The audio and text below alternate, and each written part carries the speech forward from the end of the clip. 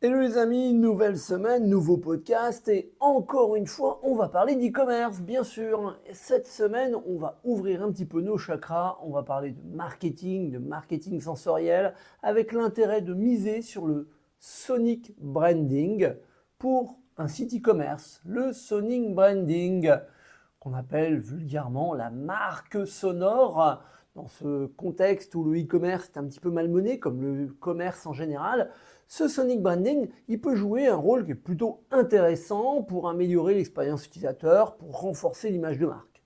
En effet, en ligne où l'interaction avec les consommateurs est principalement visuelle, le son devient un outil puissant pour créer une ambiance unique et bien sûr immersive.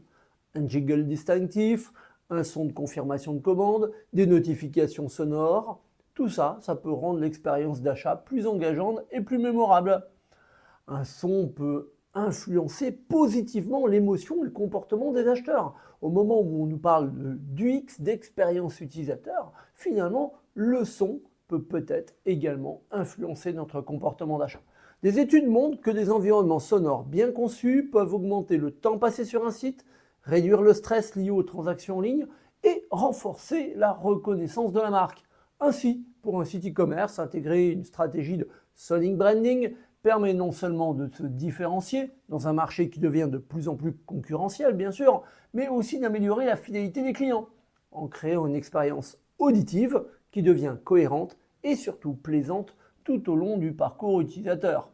On pourrait très bien imaginer une boutique en ligne de produits plutôt premium qui pourrait par exemple utiliser une signature sonore douce, élégante pour évoquer un sentiment de luxe, tandis qu'une plateforme de vente de produits technologiques pourrait adopter un son beaucoup plus dynamique et futuriste, en accord avec son identité. Mais avant tout, c'est quoi le sonic branding? Cette marque sonore. En fait, ce qu'on appelle le sonic branding, c'est une stratégie de marketing qui est basée sur l'utilisation du son pour identifier, pour différencier une marque. Contrairement aux éléments visuels tels que le logo, les couleurs, le sonic branding, lui, utilise des compositions musicales, des jingles, des sons, des voix pour établir une identité auditive unique.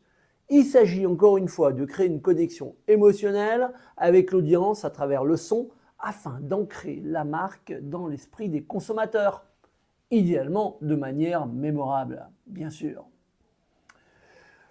La reconnaissance immédiate de la marque, ça semble évident, mais l'une des fonctions principales de ce branding sonore, de cette marque sonore, c'est de créer une reconnaissance immédiate de la marque. On connaît tous le célèbre Intel Inside qui a accompagné les publicités de la marque Intel. Ça, c'est un excellent exemple de reconnaissance sonore instantanée. On entendait le jingle, les consommateurs pensent immédiatement à la marque, à ses produits, sans avoir besoin d'un rappel visuel. On pourrait parler d'une création d'une connexion émotionnelle. En fait, le son a un pouvoir émotionnel extrêmement fort. Il peut évoquer des souvenirs, des émotions, des sensations, de manière assez profonde, souvent beaucoup plus rapidement que les images ou les mots. Et pourtant, on vous dit qu'une image vaut 1000 mots. Le sonic branding, cette marque sonore, permet donc aux marques de créer une connexion émotionnelle plus intense avec leur public. Cela peut renforcer la loyauté des clients et favoriser un sentiment d'appartenance à la marque.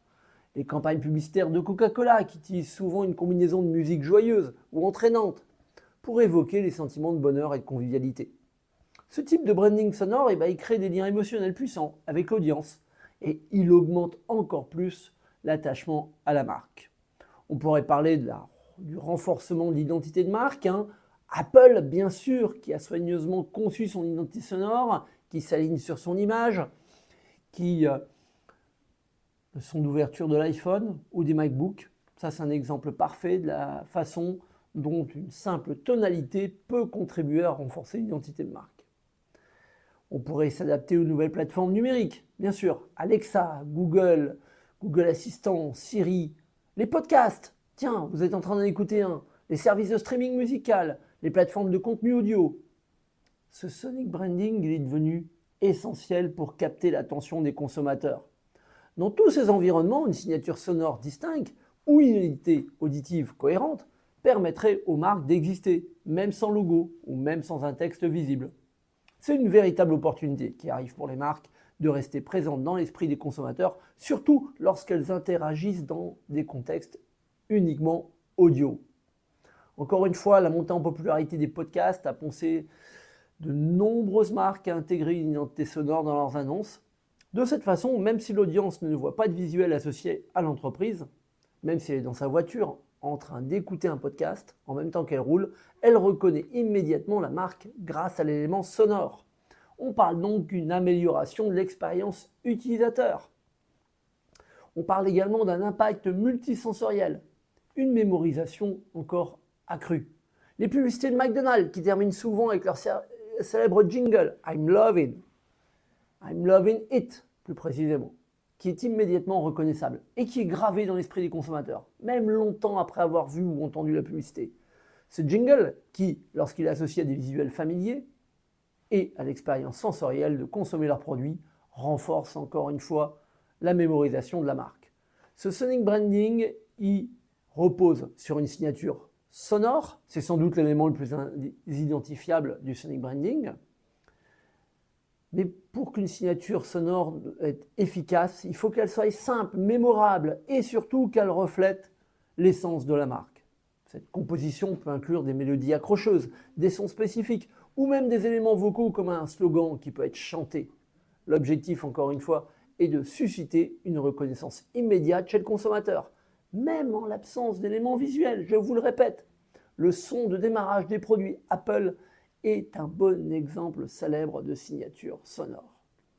On parle de paysage sonore à terme, de ce qu'on appelle le soundscape, l'environnement sonore qui va accompagner une marque, souvent utilisée dans des espaces physiques ou dans des expériences numériques, comme les sites web, les applications mobiles, les jeux vidéo. Finalement, on est en train de créer un environnement.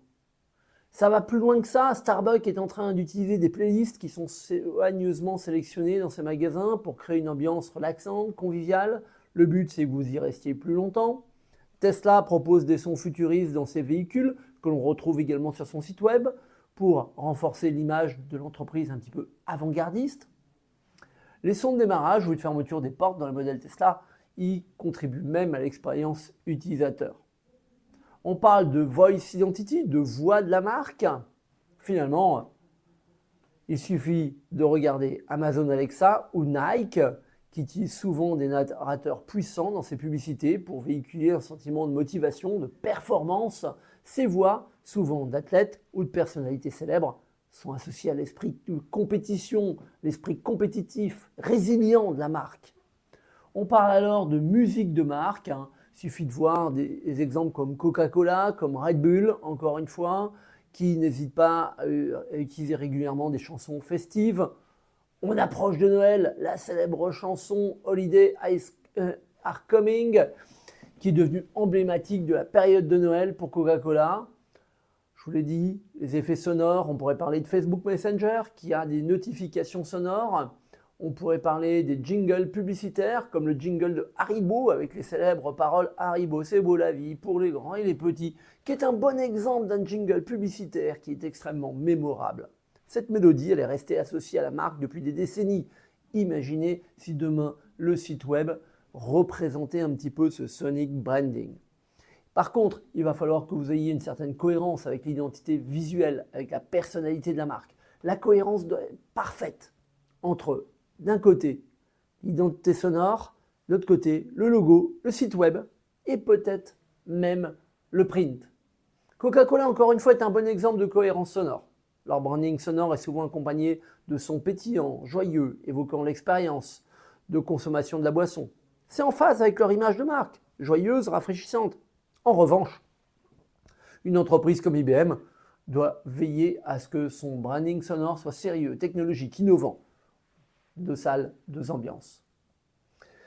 Le plus dur aujourd'hui, c'est une différenciation dans un paysage sonore qui est saturé. Un des risques, c'est la création d'un son qui ressemble à celui d'un concurrent ou qui passe inaperçu. On le voit dans les publicités de télé. Le son de démarrage distinctif des ordinateurs Windows est un exemple de différenciation sonore, même si d'autres entreprises technologiques utilisent aussi des sons de démarrage. Microsoft a réussi à créer un son immédiatement reconnaissable. Encore une fois, homogénéité, cohérence, uniformité doivent être présents au quotidien. Mastercard, qui a créé une identité sonore unique, utilisée dans des points de contact aussi variés que les publicités, les termes de paiement ou les applications de paiement mobile. Et puis, le gros challenge demain, ça va être l'adaptation à un public international.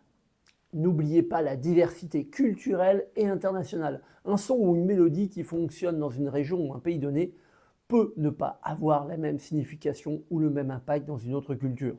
Les préférences musicales, les connotations sonores, les émotions associées au son varient considérablement d'une région à l'autre. Cela rend la création d'une identité sonore globale plus complexe, au finalement. Les marques internationales doivent donc veiller à créer une marque sonore qui résonne avec les valeurs universelles. Encore une fois, le jingle d'une marque de fast-food comme McDonald's peut être ajusté pour correspondre aux goûts musicaux des différentes régions. Une marque internationale comme une Unilever, qui possède des produits dans des dizaines de pays, elle doit, elle, être particulièrement attentive à l'adaptation de son identité sonore. Le plus dur, c'est de mesurer l'impact et le retour sur investissement. Ce retour sur investissement, combien ça rapporte? Contrairement aux éléments visuels, aux campagnes publicitaires classiques, mesurer l'impact du sonic branding, c'est quand même assez difficile. Les entreprises doivent pouvoir prouver qu'investissement dans la création d'une identité sonore génère un retour sur investissement, en termes de notoriété, de fidélité de la marque ou d'engagement des consommateurs. Comme toute action marketing, c'est dans la durée. C'est dans la durée que finalement, on va pouvoir voir si ça marche ou si ça ne marche pas. Il va falloir peut-être faire des tests d'écoute, des enquêtes auprès des consommateurs, des analyses de comportement d'achat. Une entreprise comme Spotify, elle a facilement analysé l'efficacité d'une publicité sonore diffusée sur sa plateforme en mesurant le nombre d'interactions, de clics générés. Mais ce n'est pas à la portée de tout le monde. Et puis demain, on pourrait se poser également sur l'évolution, sur la pérennité, sur le futur du sonic branding. Car n'oublions pas qu'encore une fois, les assistants vocaux, il y en a partout. Alexa, Siri, Google et autres. Mais le pire, c'est l'intelligence artificielle. Avec l'essor de l'intelligence artificielle, le sonic branding devient plus flexible, plus personnalisé. Finalement, comme on peut créer des images, comme on peut créer des textes, on peut créer une identité sonore qui pourrait être inspirée de, quid de la contrefaçon, quid des expériences immersives avec peut-être demain la réalité augmentée ou la réalité virtuelle, la VR. Finalement, est-ce que je peux littéralement entrer grâce à un environnement sonore immersif dans une marque? Des marques de divertissement comme Disney, comme Nike, sont en train de réfléchir à des expériences virtuelles dans lesquelles les consommateurs explorent des environnements interactifs accompagnés de signatures sonores spécifiques à chaque marque ou produit que l'on va retrouver à terme sur leur site web. Attention à l'éthique, à la vie privée, à la confidentialité des données, car c'est bien beau d'envoyer de l'information, mais potentiellement on pourrait également en récupérer.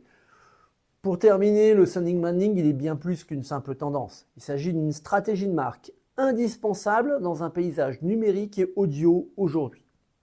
En permettant une reconnaissance immédiate et en créant une connexion émotionnelle et en s'adaptant à des plateformes de plus en plus vocales sonores, le branding sonore, cette marque sonore, elle va renforcer l'identité des marques, tout en améliorant l'expérience utilisateur. Dans un environnement, le web, où l'attention est fragmentée, le son est peut-être et sûrement devenu un outil puissant pour capter l'attention et rester présent dans l'esprit des consommateurs. On l'a dit tout à l'heure, finalement, on essaye d'influencer positivement l'émotion et le comportement des acheteurs. Rappel, une boutique en ligne plutôt premium pourrait par exemple utiliser des signatures sonores douces, élégantes, et puis une plateforme de vente de produits technologiques pour adopter un son plus dynamique et futuriste. Et vous en pensez quoi de ce sonic branding? Pensez-vous finalement que demain, chaque marque va devoir aller un petit peu plus loin dans son identité sonore et que finalement, ça pourrait être un certain levier pour un site e-commerce à ce qu'on puisse repérer ce site, cette marque, juste en arrivant sur le site avec soit certains déclencheurs qui pourraient être finalement de la confirmation de commande, l'arrivée de mails ou tout simplement la mise au panier. Comme d'habitude, j'attends vos réactions. Comme d'habitude, j'attends vos commentaires sur les différents podcasts, YouTube, sites internet, ou même certains n'hésitent pas à m'envoyer des messages privés en me disant finalement c'était plutôt cool, finalement j'ai appris quelque chose, ou alors je suis justement en train de l'appliquer à l'intérieur de mon entreprise. C'était le cas dans le dernier podcast où il y a eu ce genre de réaction. En tout cas, je vous remercie encore une fois pour toutes vos réactions. Et puis, comme d'habitude, je vous dis à très très bientôt. Ciao ciao les amis.